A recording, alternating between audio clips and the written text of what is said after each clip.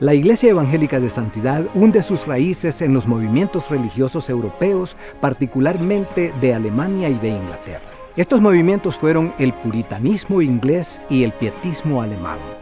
Estos movimientos procuraban purificar la Iglesia y la sociedad desde adentro. Ellos intentaban que la gente y el gobierno de sus países vivieran bajo las reglas del Evangelio de Jesucristo. Los puritanos de Inglaterra, siendo perseguidos por sus creencias, emigraron hacia los Estados Unidos y formaron las primeras 13 colonias de migrantes en el país del norte. Más adelante, los puritanos formaron movimientos. Entre estos movimientos religiosos estaba el movimiento de santidad. Entre los puritanos se formaban otros grupos, particularmente los grupos de los metodistas y de los cuáqueros. Ambos llegaron a formar una sociedad que se llamaba la Sociedad Religiosa para la Promoción de la Santidad.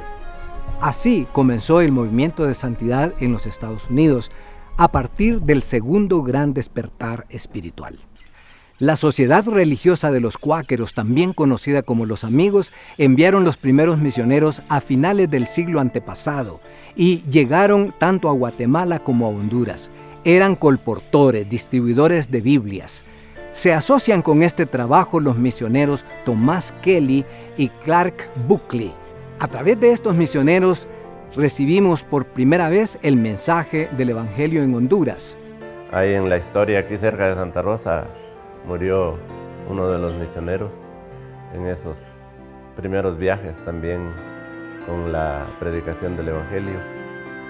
Entendemos según la historia que entraron por Copán y Ocotepec. Ellos murieron en el trabajo misionero mientras distribuían Biblias porque fueron infectados con paludismo y no había hospitales ni cuidados de medicina en la localidad. Aquellos primeros dos misioneros, Clark Buckley y Thomas Kelly, que Clark Buckley pereció en el camino cerca de Santa Rosa de Copán. La historia nos relata así, que murió.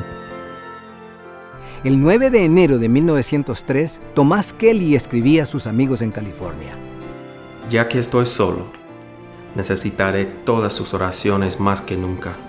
Jesús se torna cada vez más precioso a mí, mientras el bendito Espíritu Santo revela su amor más y más cada día. Algún tiempo después también Thomas Kelly murió mientras realizaba su labor misionera. El sacrificio de estos jóvenes misioneros inspiró a muchos otros misioneros a venir a Honduras. En 1914, la Misión de los Amigos envió la primera pareja de misioneros para hacer el trabajo de evangelización en Honduras, radicándose ellos en Tegucigalpa. Ellos fueron la pareja doña Dorotea y don Irving Humberto Camac. Llegaron en mayo de 1914. Según el relato de la señorita Irma Moody, los Camac viajaron en una carreta tirando por bueyes desde San Lorenzo hasta Tegucigalpa. A medio camino pernoctaron en Sabana Grande, donde mientras lavaban sus ropas en el río, se encontraron con un joven que les pidió que llevaran una encomienda a su madre que vivía en Tegucigalpa. Los misioneros accedieron, pero cuando llegaron a Tegucigalpa no podían encontrar hospedaje, puesto que por ser evangélicos no les querían ni alquilar ni vender. Más tarde, cuando se radicaron en una casa alquilada en el sitio donde hoy es el Ministerio de Salud, un domingo, cuando no había llegado mucha gente al culto, llegó una niña. Ella era hija del hombre que les había pedido llevar la encomienda a su madre, doña Josefa, quien había estado leyendo la Biblia. Doña Josefa y una amiga de ella, que era profesora, fueron las primeras alumnas de la primera escuela dominical en Tegucigalpa. La amiga de doña Josefa era la profesora Visitación Padilla. Don Humberto registraba en una carta aquella ocasión de la siguiente manera: Pueden imaginarse nuestro aislamiento. Ciertamente hemos llegado a tierra virgen para el Evangelio, ya que el romanismo ha campeado aquí por unos 400 años. Hay 7 iglesias católicas en estas ciudades gemelas. Acabamos de ponernos en forma para el trabajo. He repartido miles de tratados. El romanismo se siente molesto y nos están tratando en forma abusiva en el periódico católico local. A mí me llaman el cuáquero. Una de las estrategias que don Humberto utilizó para realizar la evangelización fue el contacto con políticos y personas de influencia. Cultivó la costumbre de visitar el Congreso Nacional y colocar porciones bíblicas y tratados evangelísticos y dejaron literatura en cada uno de los escritorios de los diputados. Durante las celebraciones especiales, agasajaban a personajes de gobierno o les hacían obsequios. Por ejemplo, en las actas de la Junta Anual del año 1942, encontramos el acuerdo que dice: se acordó comprar un regalo y entregárselo al presidente de la República, general Tiburcio Carías Andino. Por supuesto, la evangelización persona a persona, la educación cristiana y la fundación de nuevas congregaciones constituyeron la metodología más usada a través de todo el país. Más tarde, don Humberto Camac escribía a sus amigos en los Estados Unidos: el enemigo ha estado activo especialmente en la persecución de los nuevos creyentes y en hacer circular reportes calumniosos y escandalosos que no se basan en la verdad. El periódico católico tiene un artículo constante contra mí y la palabra y la obra de Dios encomendada a nosotros. Ahora tenemos 2 o 3 jóvenes que son estudiantes en el Instituto Nacional y están padeciendo amarga persecución. Uno de ellos, sin embargo, dijo: anoche obtuve una gran victoria en los problemas, ya que encuentro en ellos una oportunidad para testificar de Cristo. La ruta desde Honduras hasta Chiquimula parece haber sido más fácil a través del puerto de Amapala. Unos años más tarde, la misionera también pionera de Centroamérica, Matilda Howard, registra la llegada de los primeros obreros guatemaltecos para acompañar a los misioneros norteamericanos en Honduras.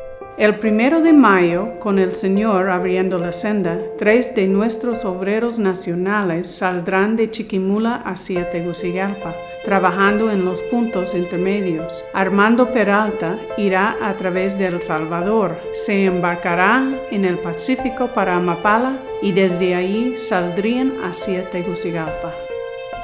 Así surgieron las primeras iglesias, primero en Intibucá, luego en La Paz y Tegucigalpa, y más tarde en Olancho.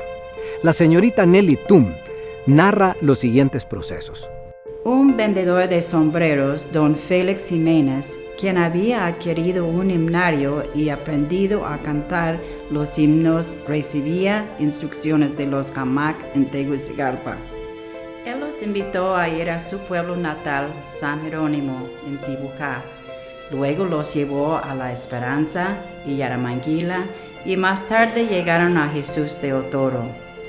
En La Esperanza, los primeros cristianos sufrieron mucha persecución al principio. Con todo, llegaron conversiones espectaculares. En Yaramanguila se convirtió la familia Doblado Lara. La señorita Lupe llegó a ser la lideresa de la congregación. En su casa, mientras celebraron un culto, don Felipe Cantarero, un hombre muy católico, tomó una imagen que él mismo había fabricado y la quemó en público. En su regreso a Tegucigalpa, los misioneros visitaron Tutule, Marcala, Santa María, La Paz y Támara.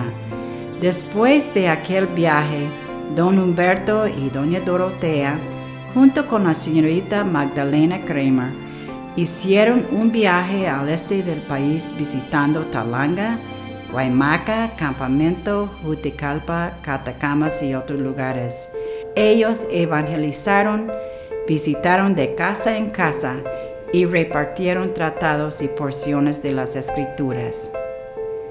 Hubo ocasión en que ellos viajaban para Yaramanguila a visitar allá y hubo alguien una vez que los estuvo vigiando para matarlos y no los tiró porque miró que venía una gran multitud con ellos. Después se convirtió uno de los que estaban allí tratando de matarlos y preguntó quiénes eran los que andaban. Nadie, íbamos solitos. Ángeles que protegían a sus siervos. Ellos salían a predicar, había un mercado y salían a predicar, pero como la gente era un poco belicosa, ¿verdad? Hay veces que les apedreaban, ¿verdad? Pero aún así, con esas dificultades que tenían, porque les proferían, los trataban mal, y entonces ellos no fallaban siempre. Después de La Esperanza, las primeras iglesias organizadas fueron La Paz y Tegucigalpa. Las primeras misioneras que se quedaron por varios años como pastoras de esas iglesias fueron la señorita Isabel Allen y Magdalena Kramer en La Paz, y la señorita Reginalda Zamora, que fue pastora de los creyentes en La Esperanza. Más tarde, en 1920, llegaron a La Esperanza don Eduardo y doña Marta Munsell. En Tegucigalpa se convirtió un estudiante de medicina, quien llegó a ser el doctor Isidro Andino. El doctor Andino fue enviado a La Paz como pastor y estuvo allí hasta el fin de su vida. Yo estaba como de 8 años y tengo 99. Tiene más de 90 años de ser cristiano. Sí. Pero me gustaba oír, y así quisiera yo también, cuando testificaban. Eran gente que se convertían de veras para ganar, no para ahuyentar a la gente. Humildemente predicaban. Después de las primeras damas convertidas en Tegucigalpa, en uno de los cultos de domingo, llegaron 2 muchachos inquietos y juguetones. Un domingo después de la reunión, estos chicos comenzaron a disparar semillas de paraíso sobre la incipiente congregación con unas pequeñas ondas fabricadas de bambú. Los misioneros se disgustaron mucho, pero fueron guiados por el Espíritu para tratar con los jovencitos con paciencia, los cuales fueron convencidos de llegar temprano el próximo domingo para escuchar la palabra. El Señor los llenó de convicción y aquel día fue convertido el primero de los grandes predicadores, un joven nativo de la aldea de El Chimbo, cerca de Tegucigalpa. Era el hermano Juan Emilio Salgado. Poco tiempo después, Emilio fue enviado al Colegio Bíblico Berea de Chiquimula para estudiar y convertirse en predicador. Más tarde, el relato de las crónicas dice: Después de esta experiencia transformadora de Emilio, él mismo se consiguió un Nuevo Testamento. Lo leyó de tapa a tapa y acostumbraba a leerlo en voz alta a su madre mientras ella hacía las tortillas. Las mujeres vieron cómo el muchacho había cambiado como resultado de la lectura de aquel libro y desde entonces no le estorbaban para que asistiera a las reuniones de la misión. Durante su primer viaje, acompañando a los misioneros, el muchacho testificaba tan hábilmente que los misioneros comentaron: Emilio juega durante el día como un niño, pero durante la noche predica como un adulto. El fuego de Dios hizo a Emilio uno de los más grandes ganadores de almas desde su conversión. Don Emilio Salgado era el pastor de la Iglesia de los Amigos y predicaba muy elocuente, muy con la bendición del Señor. Un buen predicador para mí, ¿verdad? La gente, cuando uno los invitaba a las conferencias que iban a ver aquí, ¿quiénes son los predicadores que vienen? Pues decíamos, viene Emilio Salgado. Y como ya algunos los conocían, pues ellos venían aquí, ¿verdad? A las conferencias. Era un tiempo muy especial, ¿verdad? Que hay una semana. Aquí venían de varias partes, venían en bestias, la mayoría, ¿verdad?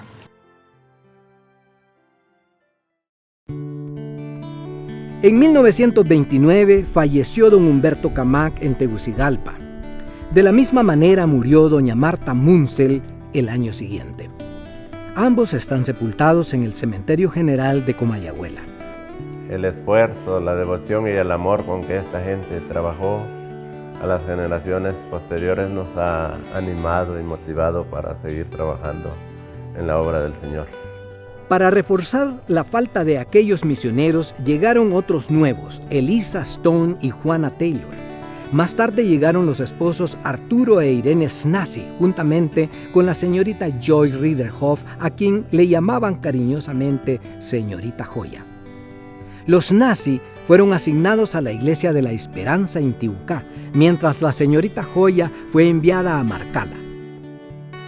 don Arturo Esnaz le dio una vaca a mi papá para que lo ordeñara, entonces ellos ahí empezaron a evangelizar a mi mamá y a mi papá. ¿Les dio una vaca para que...? Para ordeñarla y iba don Arturo Esnaz a traer la leche.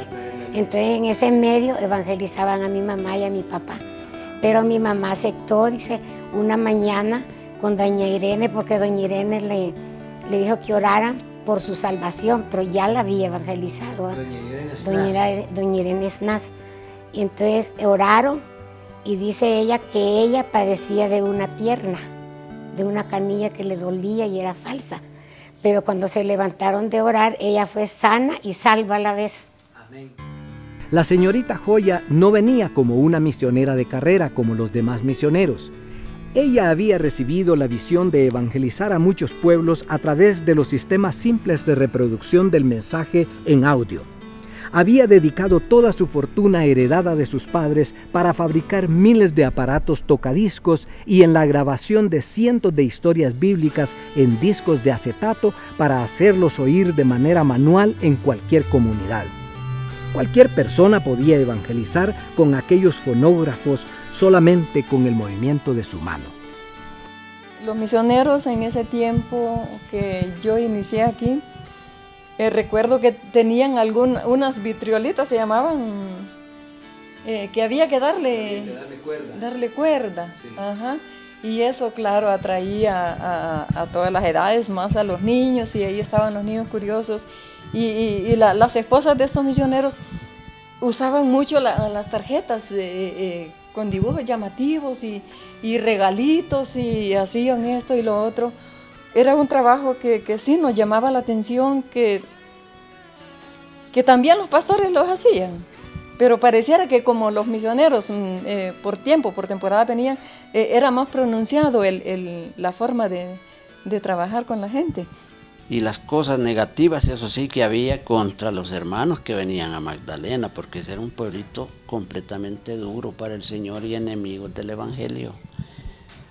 Pastores y hermanos que llegaban en bestia tenían que cuidar sus monturas, y si no las hallaban todas atascadas de estiércol, porque la gente hacía eso. Ya para el año de 1932, la obra se había extendido al departamento de Olancho. Entre los primeros obreros hondureños que se mencionan están don Apolonio Rodríguez, don José Almendares, don Emilio Medina, don Alejandro Vivas y don Remigio González. Emilio Medina había sido enviado a la aldea de Guapinol, cerca de San Francisco de la Paz. Don Emilio había sido auxiliado en una enfermedad por las señoritas Elisa Stone y Juana Taylor. Estas misioneras, acompañadas de creyentes nacionales y de la misionera Irma Moody, cruzaron gran parte de Olancho y llegaron hasta Catacamas y alrededores. Dios operó un milagro y don Emilio fue sanado milagrosamente. Para entonces, los misioneros habían logrado ser reconocidos como personas de bien. Sin embargo, la señorita Elisa Stone murió y fue sepultada en Juticalpa. En todo Olancho, nadie había visto antes un entierro evangélico. Y el entierro fue acompañado con una muchedumbre de gente. Elisa Stone sirvió al Señor en Honduras por un período corto de 2 años, pero sirvió en la unción del Espíritu Santo desde que llegó al país. Ella sirvió en Tegucigalpa, La Paz, Marcala, La Esperanza y Juticalpa. La señorita Juana Taylor siguió el trabajo de evangelización en Juticalpa y extendía la obra hacia las aldeas vecinas. Me gustaba cómo se vestía esa misionera, era muy elegante. La señorita Juana era diferente en las otras, muy humilditas. Ella se vestía muy bien y predicaba con mucha elocuencia. Para el año 1934, cuando doña Dorotea regresó de su año de promoción de fondos en los Estados Unidos, vino con ella una nueva misionera, la señorita Zoa Schaub, que más tarde fue conocida como doña Zoila de Lemus. La señorita Schaub fue asignada para pastorear la iglesia en Marcala. Más tarde, en el año 1935, doña Dorotea fundó el Instituto Bíblico de Tegucigalpa. Un puñado de obreros hondureños se preparaban en esta primigenia escuela de educación teológica. El instituto comenzó a funcionar en la misma casa de habitación de los misioneros Camac. Era al mismo tiempo capilla, imprenta e instituto. Un resumen de este período de la Iglesia Santidad, que es el período de los amigos, se puede percibir así. En 1903, los colportores Kelly y Buckley llegan desde California sembrando la semilla de la palabra de Dios a través de la distribución de Biblias. En 1909, dos misioneras residentes en Guatemala, Ruth Esther Smith y Cora Wildman, realizan el primer viaje a la frontera con Honduras. Pedro Leiva aceptó la fe evangélica. En 1914, Irving Humberto y Dorotea Camac con sus dos hijos llegan a Tegucigalpa para hacer la obra misionera. En 1916, Antonio Méndez y Ciriaco Damaso fueron abriendo brecha y marcaron la línea de congregaciones entre Chiquimula y Tegucigalpa. En 1918, María Teresa Recinos, Elisa Aldana y Ciriaco Damaso fueron puestos a cargo del creciente trabajo en Copán. Ellos eran los primeros frutos del trabajo evangelístico de don Pedro Leiva. En este mismo año, el centro de Tegucigalpa abrió 2 puntos de predicación, uno en La Esperanza, Intibucá, a cargo de Magdalena Kramer, y la otra en La Paz, dirigida por Isabel Allen y Reginalda Zamora. Es un motivo de alabanza y dar gracias a Dios porque la Iglesia de Santidad es una organización grande y por la afinidad histórica quiero en esta hora felicitarles. Celebrar el centenario es algo grande, es algo de alabar a Dios y les felicitamos. Nosotros el 2003 celebramos el centenario y qué bueno que ustedes están llegando a esta fecha. Les felicito en el amor de Cristo en nombre de la Junta Anual de la Iglesia Evangélica Amigos en Honduras, para todas las iglesias de santidad y los pastores, a muchos que conozco de la Iglesia de Santidad. Les deseo éxitos y que sigan con el mismo esfuerzo y amor por la obra del Señor. Alguien ha dicho que si no aprendemos de la historia, estamos condenados a repetir los mismos errores del pasado. Aunque no podemos mencionar todos los aspectos pedagógicos de este período de la historia de nuestra iglesia, intentamos al menos subrayar los más importantes. Lo primero que aprendemos de este segmento histórico es que toda institución humana, entre las cuales está la iglesia, tienden a desviarse de su rumbo propuesto. La iglesia tradicional a inicios del siglo pasado estaba acomodada, no tenía competencia y no miraba las necesidades espirituales del pueblo. Un pueblo que estaba sediento de encontrarse con Dios y de ver el testimonio viviente del poder del Evangelio. También aprendemos de la vida, costumbres y abnegación de los primeros misioneros, predicadores y pastores. Ellos abrazaron el ministerio de la evangelización con compromiso incomparable.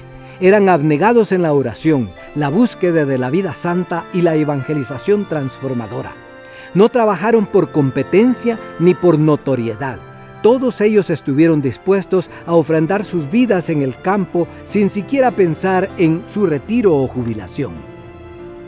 En su momento, la señorita Irma Moody escribía: Los Camac pasaron mucho tiempo en oración, pidiendo la dirección del Señor en cada paso y orando para que la obra que empezara, aunque no fuera grande, pero que fuera edificada sobre un fundamento de santidad que no podría ser destruida por las persecuciones y las falsas doctrinas, y que fuera establecida una iglesia santa, esperando la segunda venida de Cristo. Pero hay que agradecer a ese legado que los misioneros nos dejaron, que se atrevieron en el mero principio a viajar en condiciones muy difíciles por los caminos carentes de carreteras, diríamos, y medios de conducción de un lugar a otro, pero que se lanzaron al campo y no le tuvieron miedo, y ese es un ejemplo que no hay que olvidarlo.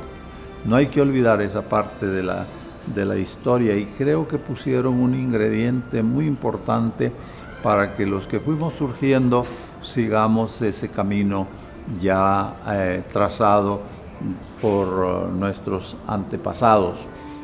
Un tercer aprendizaje de este período es que los líderes fundadores de esta iglesia buscaron algunos elementos estratégicos sobre los cuales fundaron su ministerio. En este caso, hubo dos ejemplos principales de estrategia: la evangelización permanente alcanzando nuevas comunidades y la educación.